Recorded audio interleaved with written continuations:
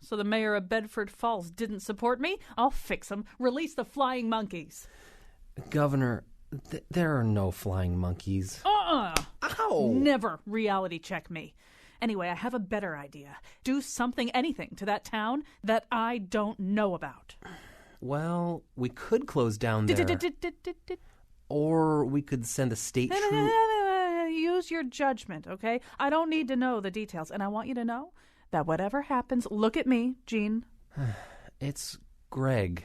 Whatever happens, I am 100% behind you. It might sound like the words coming out of my mouth are saying that you're a lying psychopath who should never work again, but that's our secret code for I'm 100% behind you. You got it, Jean? Yes, Governor. All right, great. Meanwhile, these people are going to listen to a radio show about what could go wrong with a plan like that. And now he believes the cones on the bridge were the same extraterrestrials who probed him. Colin McEnroe. Well, what I believe is it's time for alternate conspiracy theories about the George Washington Bridge. So, yeah, I'm going with those. Weren't even really rubber or orange cones. They were extraterrestrials. And because after a day or so of the kind of existing non-conspiracy theory, we're all getting a little bit bored. But not so bored that we're not going to talk about it on the nose. In fact, with our panel, I'm sure we'll find interesting directions in which to go. One of the things that Chris Christie could have done is to hire Doobie McDowell, one of our panelists from McDowell Jewett Communications. Exactly the kind of thing that they help people with, although they ideally hope you're not in that much trouble by the time you call. Teresa Kramer's also with us. She's from The Cut, an online magazine exploiting and celebrating Connecticut's ridiculousness. And Rand Cooper is with us, restaurant critic, novelist, short story writer, essay writer, and enjoyer of life, although not so much at the moment, but he may explain this as the show goes on. And so we will begin, in fact, with Bridgegate. And ordinarily on the nose, one of the things I try to do is to not talk about the story that the whole nation is talking about, because I feel like by the time you get to us, maybe you're already tired of it. Except this one's so good. This one's just so great, you know. It's just so interesting on so many different levels, and I do feel as though we can contribute very much to this. But maybe we should go to Doobie McDowell first, because this is the kind of thing that people do come to you for help with, and you probably have watched all, or some, I don't know if you had time to watch all of Chris Christie's press conference yesterday. It did stretch across a couple of hours. It was almost as long as Wolf of Wall Street. Exactly. But you know, I mean, just in general, how did he do? I think he did as well as he could have under the circumstances, and they are lousy circumstances. Though what I would have advised him to do is to have talked less about himself. Mm-hmm. It was all about him, and I am embarrassed, and I'm sad, and I'm humiliated. I think he should have talked more about the people he inconvenienced and put in danger as well.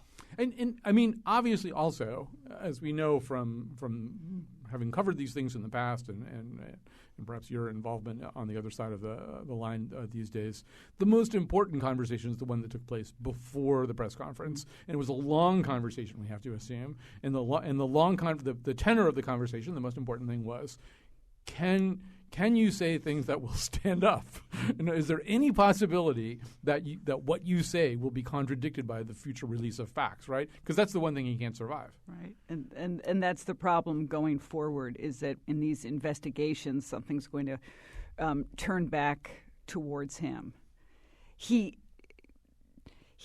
was contrite and sincere, et cetera, but the big problem for him is that his whole shtick is Mr. Get the hell off the beach. Yeah. That's what people found endearing, I'm not sure endearing, but found refreshing about him, that he said what he thought and that he was sort of borderline bully. Mm-hmm. But now any of that kind of language that he uses just reminds you of this whole incident. Mm-hmm. So very hard for him going forward. Teresa Kramer, are you surprised that this is as big a story as it is, or did it just leap out at you? I have to confess that when I first saw it, I was amused by the first stirrings of this story. It never occurred to me it would become the national media circus that it is now. I guess, well, one of the things that surprised me about sort of the extent of this and the boldness of the people who actually did do this was that, you know, this inconveniences, I mean, this is thousands upon thousands upon thousands of people who cross this bridge every day. And to think that it just affected so many people. I don't know how it couldn't get huge. What's your reaction to all this over there? Well, I think there are a couple of reasons why it's this big, and one is what Teresa just alluded to, and that is traffic is one of the scourges of contemporary life, and nowhere more so than on the most used bridge in the world. Now, many issues are arcane, they're Byzantine, and people have difficulty grasping the small print of certainly of economics. Many of the problems that bewilder us most have to do with fiscal and economic policy. Nobody really understands that stuff. Everyone understands what it means to be caught in traffic. So I think half of the reason for this story's impact is that people have been there and they understand that road rage looms at every instant. So I don't know how the bridge is standing. I just have no idea how. So there's a capacity for the amplification of ever-ready road rage through these actions, something that everyone understands. But I think there's a more interesting side, and that is everyone also understands at some level the malicious, gleeful pleasure of being able to do this, to produce this kind of thing. So when someone says, time for some traffic problems in Fort Lee, who among us does not have inside him or her a mischievous, impish, devilish troublemaker that would love to be the person who's able to say that and then, bam, do it. Now I'm wondering which horrific mayor in Connecticut is behind all the inexplicable traffic on 95. That seems to come absolutely nowhere. The reason I think Christie is in trouble is precisely because people understand that malicious pleasure. He's never going to escape the suspicion that he was either directly or certainly indirectly as a kind of inspiring maliciousness was behind that, freeing that impulse, which we all would love to do, but we don't. We restrain ourselves because we have to. They didn't, and you're going to pay a price for that for a long time. By the way, if you want to chime in on all this, 860-275-7266, 860-275-7266. We have just a little clip yesterday from Chris Christie's press conference, just to sort of remind you of the tone that he struck. Let's hear a little bit of the governor. And I come out here today to apologize to the people of New Jersey. I apologize to the people of Fort Lee, and I apologize to the members of the state legislature. I am embarrassed and humiliated by the conduct of some of the people on my team. Dubie, it does strike me that he yesterday broke a couple more rules, I think. One of them is that, one of the phrases that he used, one of the sentences that he uttered was, "I am not a bully." If I were working for McDowell, Jewett, McEnroe Communications, one of the things that I would tell people is, remember Richard Nixon. Exactly. I am not a crook. Don't say the words. Yes, exactly. Don't say the words. Earlier this week, Governor Malloy said, I did not drive the state into a ditch. I would not have had, because people, it's like talking to a German shepherd. They mainly hear, me drive state ditch. That's about what they're.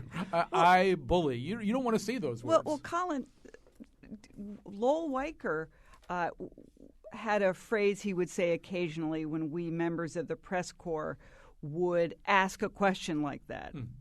Are you a bully? Did you intentionally XYZ? He would often say, your words, not mine. Yeah. Which I thought was a brilliant thing to say. First of all, it's not really quotable, so you're not going to use it. But he also, just as you said, was not going to repeat the negative phrase that a reporter had fed him. And I think you're right that, exactly, Richard Nixon, that soundbite could potentially be played over and over again in connection to Christie. Some of the most effective moments, I thought, for him were ones where he was able to find and use some humor in an almost Hugh Grant-like way. Someone asked him at some point whether he would be commissioning any traffic studies in the near future, and he left. He said, I don't think that I think I'm going to stay away from traffic studies for the foreseeable future. And everyone laughed, and it diffused something in a way that I think was helpful to him. The other comment I thought is worth looking at is he at one point he said, we all know, he was asked if he was a bully. He said, well, we all know politics ain't beanbags. and then he moved on from that. He said, but I'm not a bully. And I think one of the, to me, big themes of this whole brouhaha is that there's been this uncovering of the way things really work.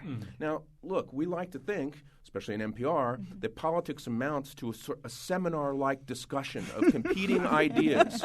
And the best idea is the one that prevails, which governs, and by which we live. But we know that actually, the actuality of how politics is pursued involves the trading of favors, the use of cajoling, and, of course, the exercise of power. Power involves making people worry about you and be afraid of you at times.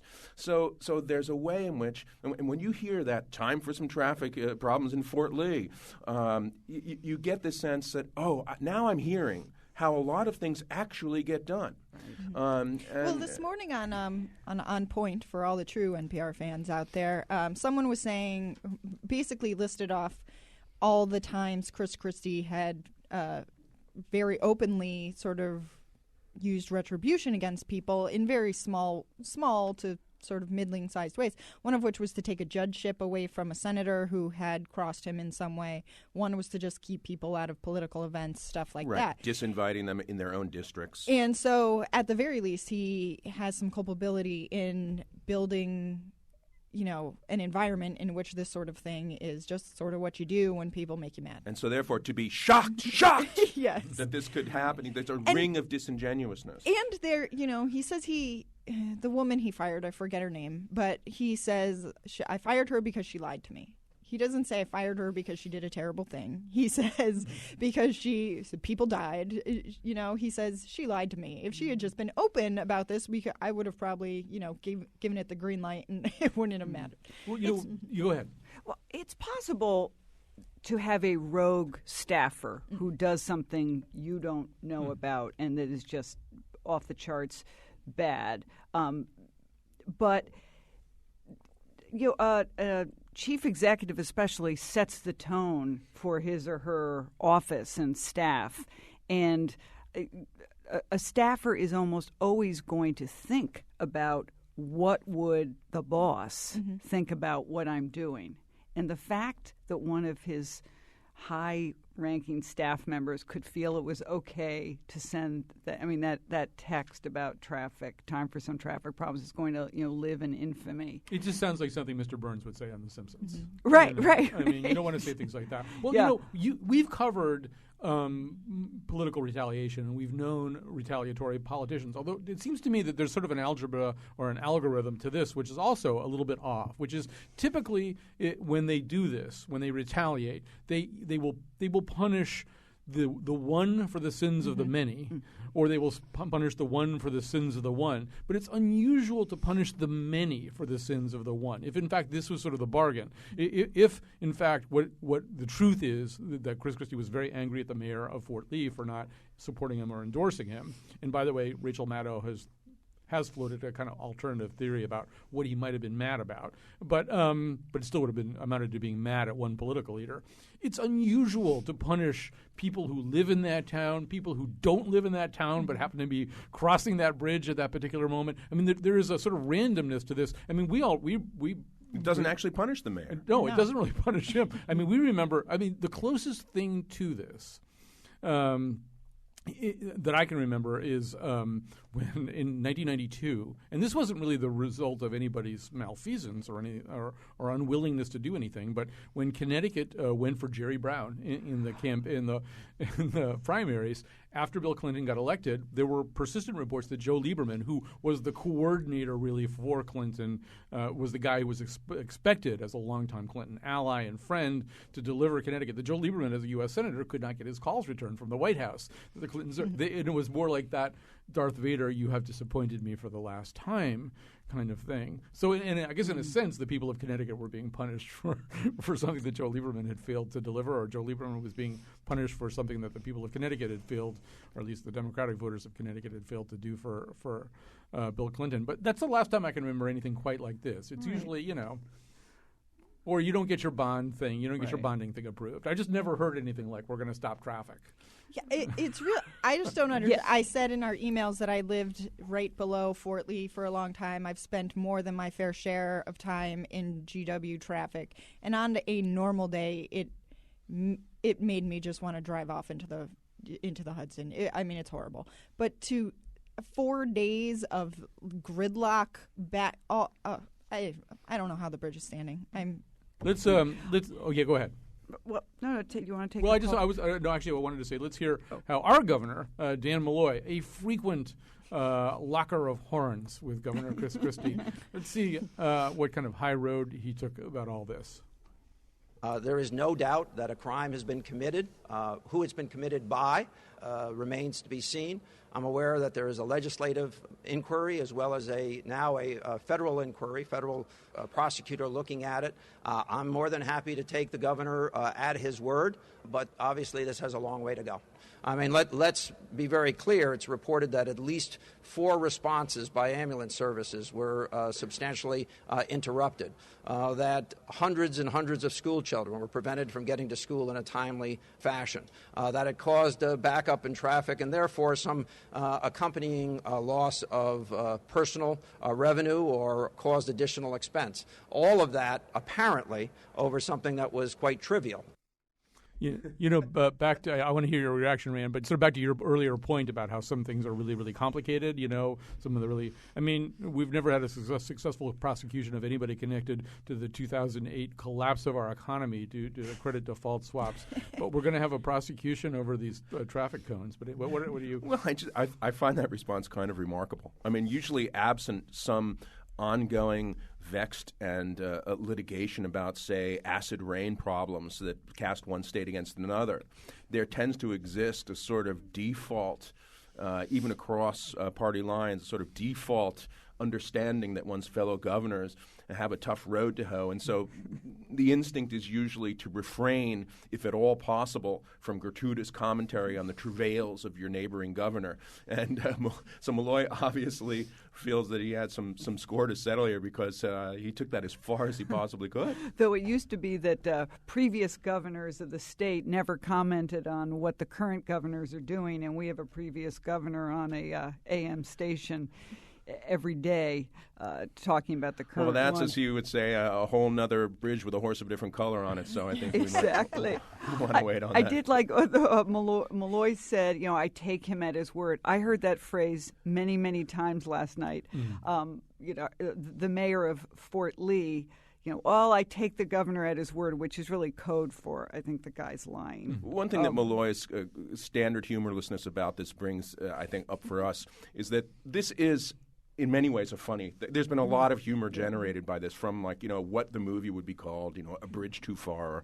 And my favorite is from Jim Dwyer's column today in the Times, and he noted that they got the ethnicity of the mayor of Fort Lee wrong in calling him that they were creating problems for that little Serbian. Yeah. He's actually of Croatian heritage, and of course, as we know, those two ethnicities have been engaged in very bloody battle for a long, long time. So Dwyer wrote that he called it the gang that couldn't slur straight. That's good. That's my favorite of the humor. Speaking of that mayor, as I watched him last night on CNN, attractive person, well-spoken. All that I could think was that this mayor is going to be, running for U.S. Senate, and that this guy, my prediction, is going to capitalize on this 15 minutes of fame in some way. And he and Christie have already had a funny exchange. Christie yesterday said, look, this guy wasn't even on my radar, claiming that he wouldn't have punished this guy.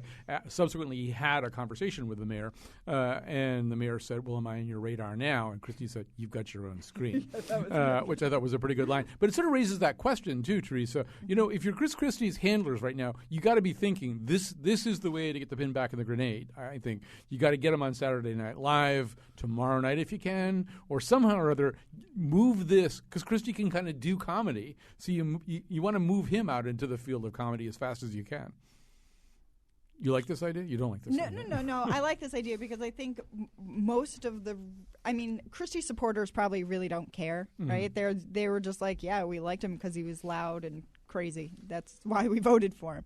And so to just put him out there more and more and make the people who had to sit in that traffic kind of forget about it a little bit and entertain them might work. He should ceremonially walk across the bridge as a pedestrian. Right. Well, have you seen the New Yorker cover that's coming out? It was just released today, and it's the artist Blitt, I think, and he shows a group of cars that are at a standstill on the George Washington Bridge. And the reason that they're at a standstill is that there's Chris Christie as a little boy in short pants is running across, chasing a ball that's kind of rolled in front of these in front of these cars. So, but that's how you do this these days. You know, you talked about Hugh Grant. I mean, one of the ways you rehabilitate yourself after a moment like this is to join the joke about yourself, and he would be well advised to do this.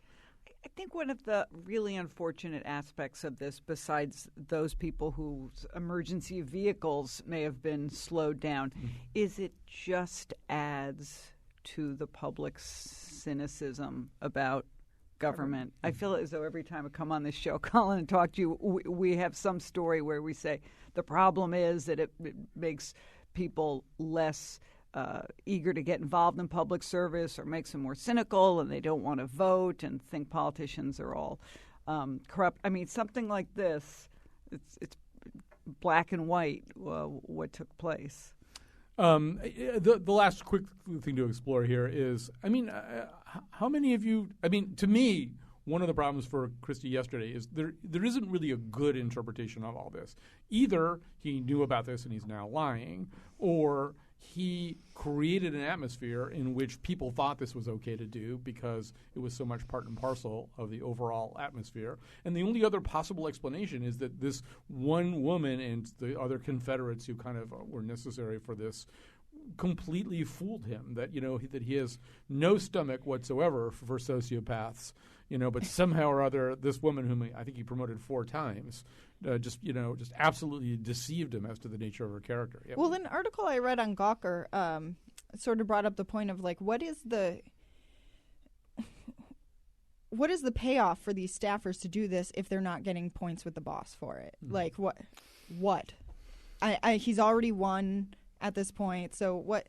Why? And so it becomes a little harder to believe that he knows absolutely nothing about it. Well, also because he's the type of person that he is, and so this hooks into pre-existing themes. Look, you can take presidents, for instance, and you can ask of any particular president, and this is really irrespective of party affiliation, does he seem and did he seem like the kind of person who would do this sort of thing? Jimmy Carter, no.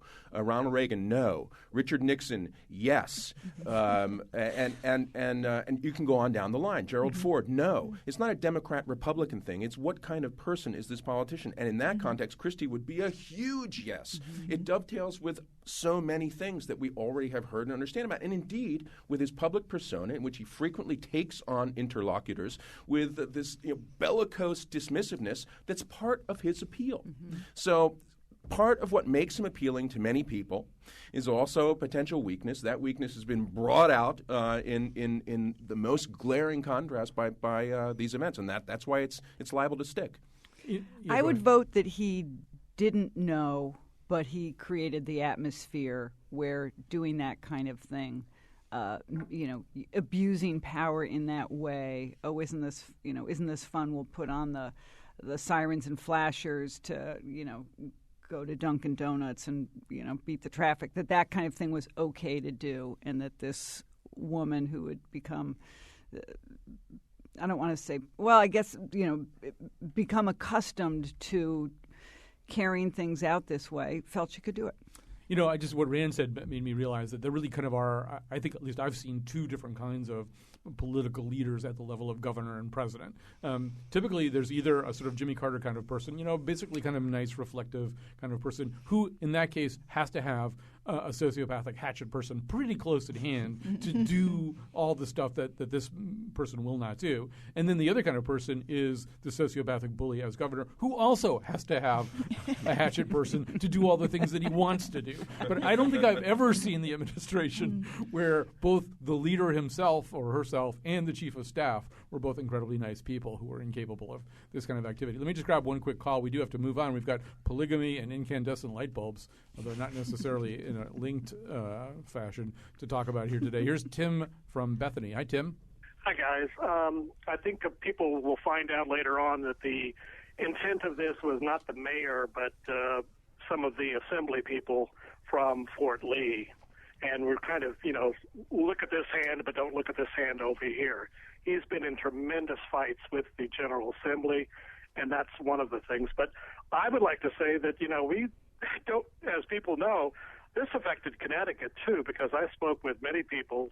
For 4 days, people lost money in Connecticut. The deliveries, people could not get back in time. I mean, this was tying up an interstate like this. I think you're going to find eventually some criminal intentions. I think people have said that, criminal charges coming out of doing this. And I think, just on the bold fact, people know that after 1 day, if there's a traffic study but it's causing this much damage, you pull it. Mm-hmm. 4 days later. Well, yeah, I think the traffic study theory has now exploded. I mean, I think that one's sort of gone. Anyway, I do feel as though if this is a crime, somewhere Tony Soprano is turning over in his grave. Really, this is crime in New Jersey. Crime used to be crime. Now it's just traffic jams. All right, we have to take a break. We'll be back after this. Anything will come too late. And pay attention to my act of revenge. You pay attention. You pay attention. You pay attention to my act of revenge. You pay attention. You pay attention. You pay attention to my act of revenge. You pay attention. All right, we're back, and we're doing the nose, and with us is Dubey McDowell from McDowell Jewett Communications, Teresa Kramer from The Cut, an online magazine exploiting and celebrating Connecticut's ridiculousness, and Rand Cooper, who likes to exploit and celebrate Connecticut's ridiculous too, but in other contexts, although he may be a guest columnist on The Cut for all I know this month. All right, so we just got through with Chris Christie. No more phone calls about that, but if you do want to call in as we talk about the next thing, 860-275-7266, 860-275-7266. Actually, the next two topics were suggested by Rand, so I'm going to make him kick this one off a little bit. This is kind of works off a page one story a couple of days ago in the New York Times about the Brown family. They have a reality TV show on the TLC network, which used to stand for the Learning Channel. It can't possibly still mean that anymore. Anyway, they have a show called Sister Wives. It's about their polygamous arrangement.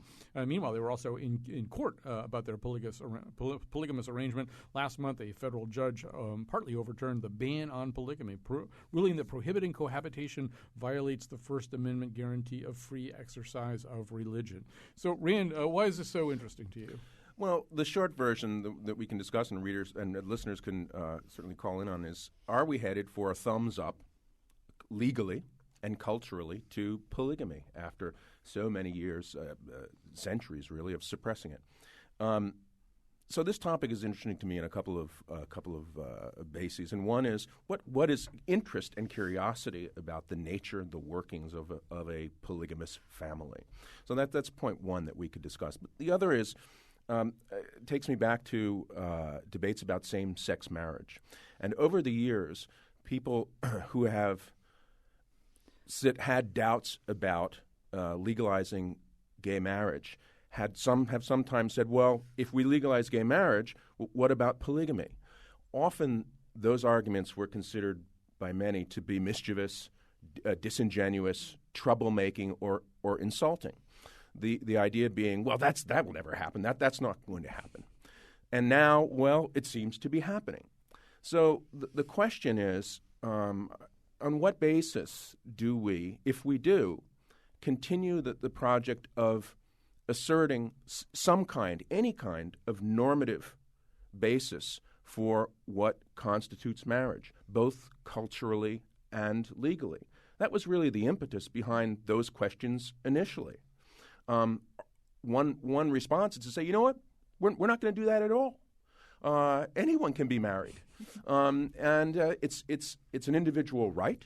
It's a private set of preferences, and what right do we have as a culture and as a society, legally or in any other way, to proscribe arrangements among consenting adults? So then these questions continue to ramify. Well, then if polygamy, what about polyandry? Colin and I years ago interviewed a woman from the polyamory from the Polyamory Society, and she was involved in sort of shifting coalitions of men and women who were sort of all married in a team-like fashion. But not actually seeking the covenant of marriage. Not seeking the covenant, but how about then polyamorous marriages? So I'm interested in this point, both in sort of the content of polygamous marriage, but also the project and the challenge for us as a society to seek and give the imprimatur to, in a normative way, to this arrangement and not that one.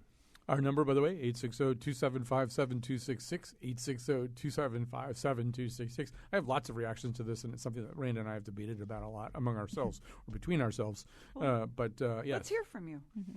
Well, I mean, first of all, I think there's a little bit of a post hoc Proctor hoc fallacy to what Rand is saying right now, which is, I mean, I'm not really sure that these two things are particularly linked. Certainly the reasoning of the federal court on this has nothing to do with gay marriage and everything to do with religious freedom. And to me, whenever Rand would bring this up in the past, I always call it my pet term for it is the cannibal argument, which is, whatever kind of social change you're talking about, sooner or later someone will say, well, what about cannibals? How about when they want that too? And I always say, I'm actually able to distinguish between cannibals and the thing we're talking about right now. Though Rick Santorum wouldn't he? He would then say man on dog or something exactly. like that. And to me, that's the cannibal argument. I mean, and the answer is I am capable of thinking about these two things completely separately, and whatever it is, that's how I felt and feel about polygamous marriage and gay marriage. That those are completely different things, and I can think about them separately. And I'm not really sure. I mean, I know what you're saying, and and it's certainly. I mean, one of the things I do believe is that if you're looking for social change on a front like this one, and somebody gives you a choice between a favorable federal court decision and a hit reality TV show, take the second one, because that is going to make a much bigger difference. And I do believe that anyway, that in the court of public opinion, having this series where people get to see them being as far as I can. Have you ever watched this show? I have seen the show, actually. Yeah, they're not, I mean, there's Big Love, and then there's this show, and he's very much the Bill Paxton, and somewhere out there are the creepy compound nuts, and so I mean they're likable and it's one of those shows that makes you think that the women actually have it pretty good in this situation because they have basically built-in support all the time, and he has 3 wives who are yelling at him all the time. And I mean, they're kind of weird and kooky, but they're likable. Yeah. I mean, in some ways, what little of it I've watched, it struck me as kind of like a fairly boring life that they're having. It really is. We got a tweet sort of to my point from Slosnug, I think. It says, polygamy flows very easily from hetero marriage. Please don't blame the gays. And he has a point. It's going to you start letting people get heterosexually married pretty soon, before you know it, they're going to want to. Well, but that's actually that's fine. My point is not that we shouldn't have allowed same-sex marriage. I mean, my point really addresses the prospect of giving an imprimatur of approval to any, including straight marriage, to any arrangement and not to others in a society that increasingly sees individual rights as the sine qua non of any legal imprimatur. So, Colin, when we're you doing say a lot of Latin here, but to challenge you a little bit, you say you're capable of viewing these things differently, but doesn't that simply reflect a different value and different valuation on your part? That doesn't speak to the social and legal prospect and project of deciding one. You can simply say, I value one over the other. Well, that's fine. But what does that say about what we do actually with our laws? Yeah, and I didn't really say that I valued one over the other, just that I was capable of thinking about them separately. At the level of law, it's going to be a mess. Yeah. One of us here is married to a judge who I'm sure is dreading this. Not that he really does this kind of life. But I mean, think of all the problems that exist now around, say, hospital visitation and end-of-life decisions and stuff like that in just sort of 2-person couples of any kind. And that now imagine somebody with 3 wives. Imagine that. I mean, that's just one of about 20 or 25 permutations that you could pretty easily think of how this could turn into an incredible mess. And that's just with 3 wives. There are dudes out there with like 12 of them. So, I mean, I actually am probably the only one here who's had a very good friend who's from a polygamous family. I lived for 3 years in East Africa, and my dearest friend there was the son of a man who had 3 wives. 23 children altogether. They lived all in the village where I was living. I was vastly curious about how this worked, how in God's name this worked, and I spent a good deal of time paying attention to it. But decades later, for me, it's easy for me to categorize. Okay, that was something that was that belonged to a culture that I was visiting as an outsider. It had grown up in that culture over many hundreds of years. It made sense. It was sort of like a local flora and fauna. And to transport that, I mean, for people to simply start saying, in our culture where it doesn't have much roots aside from that one particular strand of Mormonism, to suddenly start opting for it. Well, in fact, by the way, there's no sign that anyone is opting for it outside of a very, very small a group of, a very small subculture. So probably this whole problem is not likely to arise on a massive basis. I wonder if the real question is not whether or not we actually legalize polygamy, but whether it continues to be criminalized in the form that it's being practiced by people like the Browns, which is he's not legally married to his 2 or 3 other wives, whatever there are. He's just kind of shacking up with them and having kids with them. And as far as I'm concerned, I mean, how's that any different from a guy who just has a separate life with another family? It's not, except that his wives know about it, and there doesn't seem anything criminal. I was just going to say, I got a little distracted leading up to this program because I just kept thinking how unfair it seems that it's always men who get to have the multiple spouses, which led me into a little bit of research of polyandry. A word I didn't know before, but it sounds like Rand and Colin, who've spent an inordinate amount of time thinking about multiple spouses. That was just a journalistic responsibility of Colin's. We took a walk on the wild side. Oh, okay. Well, anyway, it just seems that I did learn that there are cultures where polyandry and a woman having more than one spouse, do exist, but that typically, we got the short end of the stick, and it's usually 2 brothers sharing a wife or a woman, 2 brothers, because you don't want the land to be disseminated out to too many different strands, so you end up keeping and needless to say, there are not many instances of this. So, as I said, I just kind of wandered off into that area in my research, and maybe I'll just start a polyandry society of some sort. Well, the one thing that I would say about this is that I think one thing you can't assume anymore is that something that's currently a small subculture and not very contiguous to the rest of life is going to stay that way. The world is getting smaller all the time, and we're encountering one another in all kinds of ways all the time. So the idea that one's daughter attending Wellesley right now would never be in a position to suddenly be one of 3 wives of an East African Muslim man might have been a pretty safe assumption 25 years ago, but I don't think it is now. I think things like that do happen and will happen, and so stay tuned. Very quickly here, just so we'll have time, another thing suggested by Rand, so he'll have to lead off again, is that we're coming to the end of the life of the traditional incandescent bulb. And in fact, I'll let you sort of take over because this apparently is this is a story that everyone has this category of story. You're sort of paying attention to it in the background, but not really paying attention to it, and then suddenly you can't get a light bulb anymore. And this happened to me in recent months when I would go to the Walgreens and where's my 100-watt light bulb? And then it would kick in dimly. I've been reading for 5 years that this was coming, and yet here it is. And now I read in the paper, I understand we really have entered the last flickering moments of the incandescent light bulb. First they came for the 100-watt bulbs, then the 75-watt bulbs. Now it's 60 and 40. Right, and so very soon we're not going to be able to get the 60s and 40s. We're only going to be able to get the various... How soon? Because I might run out to the store. The various new alternatives that are there. And I have to say, I feel sadness. And that's not just because I tend to resist. My default position is resist all change and try to keep things as they were, when one was young. That is my position. But in this case, I feel there are other reasons. The incandescent bulb not only has a different quality of light than any of these Aravist interloping models that are now available to us. It has a softer, it has a more golden glow, and it is, in that glowing filament, it connects us in ways that the new lights do not, to fire and to heat itself. And it also connects us directly to the work and life of Thomas Edison. And all of that, this is my valedictory to the incandescence of this device, includes all that.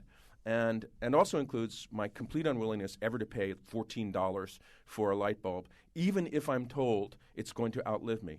Well, the price is falling now. I mean, you go to Home Depot and get a big But there are bubble some pack bulbs, of like them, and- one of these bulbs is going to last for 40 years. I think you pay like $64 for it. It's guaranteed to outlive you. I do not want a light bulb to outlive me. I resent a light bulb that will outlive me, and I refuse to pay $64 for that. Other quarters wanting to be heard from? Well, this is funny. It comes up now because I've been thinking about this recently because I was a big proponent of the CFL, and they're all in most of my light fixtures, and I've got and now it's to the point that we're in like my dining room.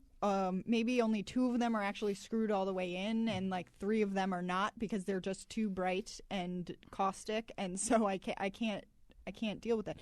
And so I've been thinking about replacing them with low wattage incandescent bulbs because I so rarely use that light fixture anyway. It's really not costing me anything.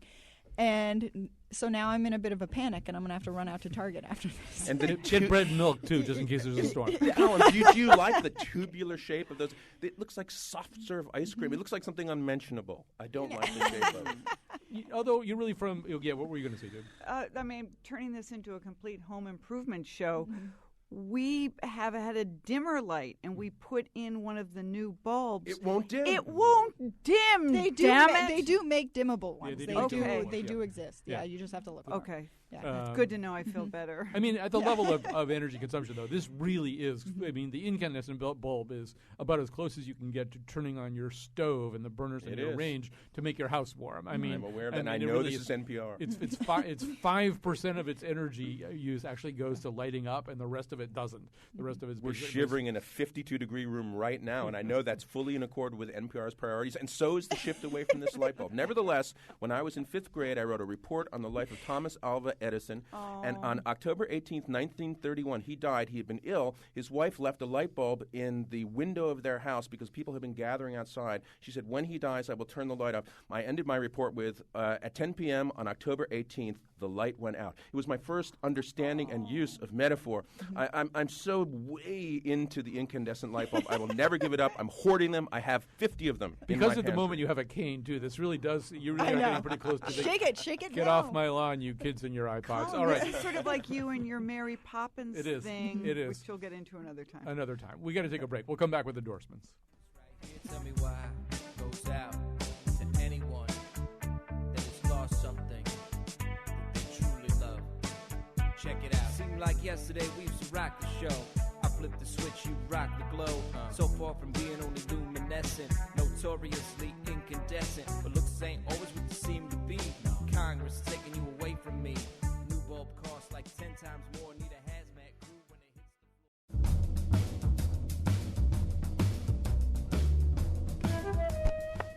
the Come on, Bernie. Wake up. Look at me, Bernie. Stay with me, Bernie. Please. I used one of those compact fluorescent bulbs as a heat source for my snake tank, and now my Python Bernie is in a coma. Today's show was produced by Betsy Kaplan and me. Our intern is Katie Pikus.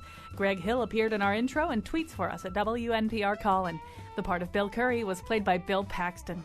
For articles, links, photos, and videos of the Faith Middleton Show staff trying to make balsamic braised pancetta glazed lentil walnut apple loaf in an easy bake oven with a compact fluorescent bulb, visit our website, WNPR.org. On Monday, it's The Scramble, and the world will never be the same after the Golden Globes. And now, back to Colin. All right, so we're gonna apropos of polyandry. Somebody named Steve tweets, I would rather have co-husbands. 4 guys in the house, play cards. 4 wives, fight club. That's just one person's opinion. All right, it's time. If possible, we might be able to grab Jim from Southbury towards the end of the show, but it is time for endorsements when our panelists tell you about things that they know about that perhaps you'd enjoy. Teresa Kramer, what have you got for us? Well, on my way here, I was listening to Julian Fellows on, whatever that show is that comes on before Fresh this. Air So is Fresh what it's Air, yeah. And so I thought I would endorse for the Downton Abbey crowd a show called Monarch of the Glen that you can watch on Netflix, and Julian Fellows stars in it as like a sort of crazed lord named Kill Willie who lives out in. He's the writer. Is actually He's like the writer he's creator the writer of of Downton Abbey, but he's also an actor, and he starred in this other show that's sort of about more modern estate life in Scotland, and he plays sort of the kooky neighbor named Kill Willie. All right. How many wives does the monarch have? He has just one, Right. just the one. Does he have a child named Honey Boo Boo? Honey McBoo, something like that. No, right? but he's got a lot of dogs, and he shoots things a lot. Monarch of the Glen. All right. Monarch of the Glen. All right. Doobie, what have you got? I will endorse the book The Circle by Dave Eggers, even though it's not his best work and it's not a perfect book. It's well written and gives you a sense, since it's about sort of a fictional company a la Facebook, a sense of what the world could be like if an internet behemoth were to essentially take over our lives. And also Bully Pulpit by Doris Kearns Goodwin. Just for those who like history even a little bit, just a world in which soft glow light bulbs. Going back, Theodore Roosevelt, William Howard Taft. It's a wonderful book. All right. What have you got? I'm going to be literary too. I'd like to direct listeners to the novels of one of America's most underappreciated, celebrated writers, and that is Alice McDermott.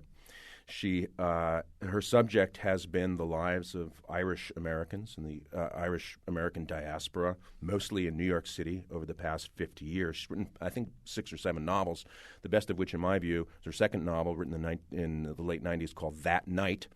And no, it's written well before that. But it's a Romeo and Juliet story. It takes place on Long Island. It's about a gang of guys who are involved in a gang fight centering on a romance between two teenagers. Second one is Charming Billy, which is essentially a 250-page account of an Irish funeral and all the Irish-American funeral and all the storytelling that goes on there. And then her current book is called Someone, and it follows the life of a Brooklyn woman over the course of 60 years, starting in the 30s and going into her 9th or that is 10th decade of life. And it's about the family relations, the loss of siblings and parents, mental illness, the challenges of marriage and raising kids. It's one of these books which, although it's only 250 pages long, is about everything. She's an unusually self-effacing seeming writer, but her narratives are sort of circuitously strange and very, very beautiful. It's a deeply, deeply felt accounts of the inner lives of 20th century Americans. Well, it's Literary Day here on the endorsements because I'm going to endorse a book too. I am very late to this party. I'm late to all book parties these days, I guess. I am just absolutely entranced by Jennifer Egan's Pulitzer Prize-winning book, A Visit from the Goon Squad, which, as Rand knows, I read books now at the gym on a recumbent bicycle at the gym. And this book has moments in it. It happened to me today. I'm coming towards the end of the book, but it happened to me today where something so remarkable happened in the book, something in a horrible way remarkable, that I just sort of threw the book down and thumped my chest and went, "Oh, no, that's so wrong," as people around me at the gym, stared at me. But this is it's funny. It just I guess to give a quick sense of it, it's very episodic. It's a set of linked characters, kind of more or less situated loosely within the world of rock and roll and the people who produce rock and roll and who are representatives and publicists and stuff like that. And it's certainly, there is a subplot in that completely anticipates Dennis Rodman's adventures in North Korea recently. There is a publicist who has to figure out how to make a genocidal dictator look better or look more acceptable to the rest of the world. So anyway, that is A Visit from the Goon Squad. I'm sure all the rest of you already read it. I'm endorsing something that I'm the last person to find out about. But and very quickly, I just want to mention, and I'm going to start mentioning it a lot, on the January 22nd, we'll be reviving our Freshly Squeezed series at Watkinson School. This is January 22nd. The program is The Healing Power of Music. 2 musicians that you probably know pretty well if you listen to this station, Jim Chapdelaine and Kate Callahan, each of whom overcame medical issues through, or at least using music as a big part of that, will be there, as will be a musical therapist and a neuroscientist to talk about, in fact, what is known, what's understood about the way that music can be used to address medical situations. So anyway, join us. It's open to the public. January 22nd. Put it on your calendar. We'll be telling you more.